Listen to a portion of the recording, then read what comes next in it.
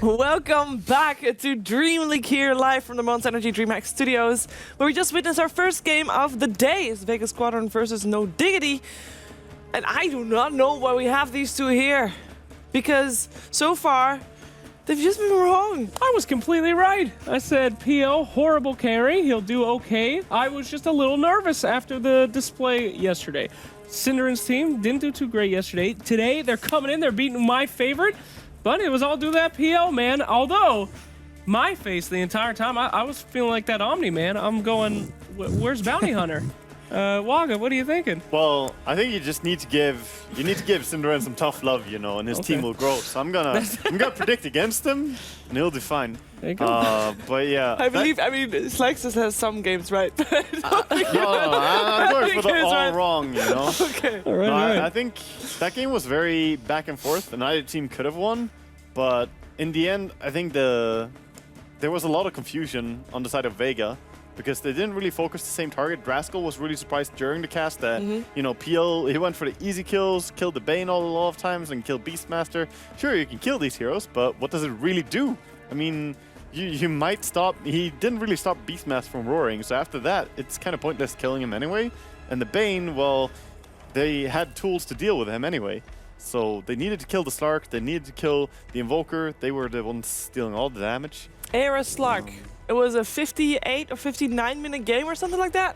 Did not die. Not a single time. He is a phenomenal carry. He plays really solid, and he has tons of heroes that he excels at, and Slark is definitely one of them. I mean, it wasn't last pick, right? It was well, it was last pick for the team, but after that there was still a pick for the PL came after the Slark. Yeah, yeah, it was a reactive PL, but even so, PL normally a good hero against Slark, but he didn't do anything against it this game. Like, he really didn't get anything established.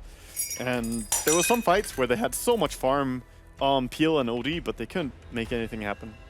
I think Koikwa was the story of the game, though. I mean, we can't not mention how amazing he played on that Invoker. What minute did he get a refresher on? It was like 35 minutes or something like that, or 30 minutes? It was pretty early. It was fairly early. Yeah. He had Axe, refresher, and...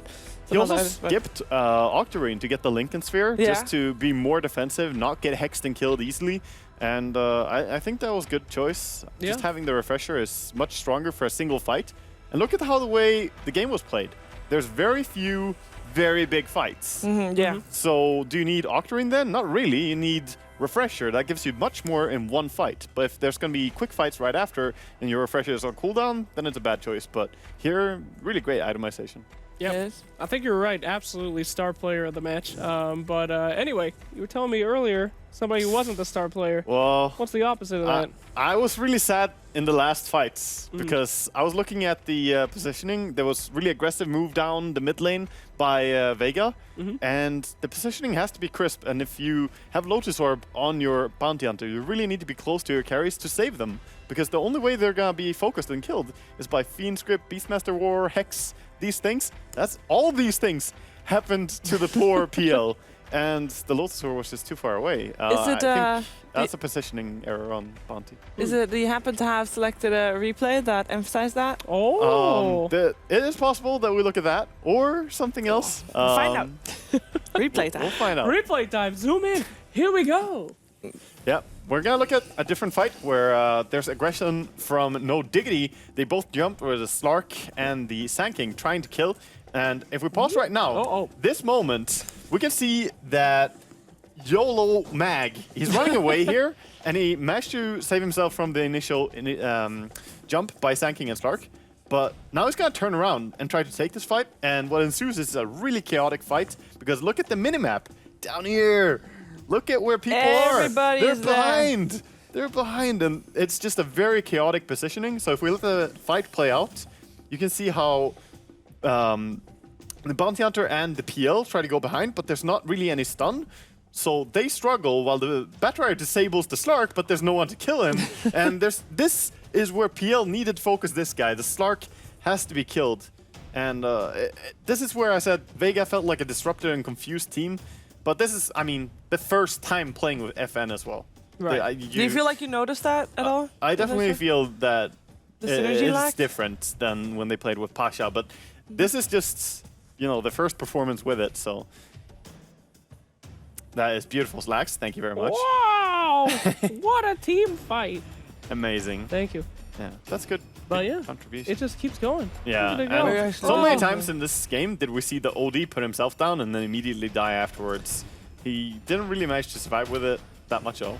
I mean, I think this fight pretty much sums up the game in general. I do like the Witch Doctor positioning over Yeah. there, by the way. He got a tried. massive ulti. Yeah. If they had some kill potential and maybe OD hitting the enemy. Oh but wait, this is my favorite part. they're always- Oh, look at that. He just barely makes it out. I don't even know how much HP he had, but hardly anything. Sorry to interrupt you there. No, but that's that PL fine. kill would have been so big right there. And It he just would. manages They get some to nice get out. TP outs here, but I mean that's only after They could have already backed dying. off earlier, though, I think. I feel like they just... They made the decision to turn with the Batrider, but then they probably need to go on the one that Batrider is going on. The communication I don't wasn't think there. they were in a position to turn that fight to begin with because they were too far away, and they should just respect that. Okay, we need to back out.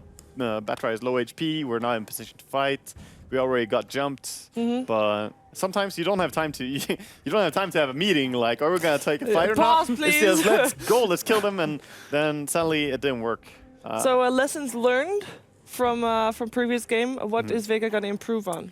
Well, I think it's just calling shots. They need to call who they're gonna kill and why. Like, just make it simple. And Focus one guy at a despite time. the PL draft was solid, you feel?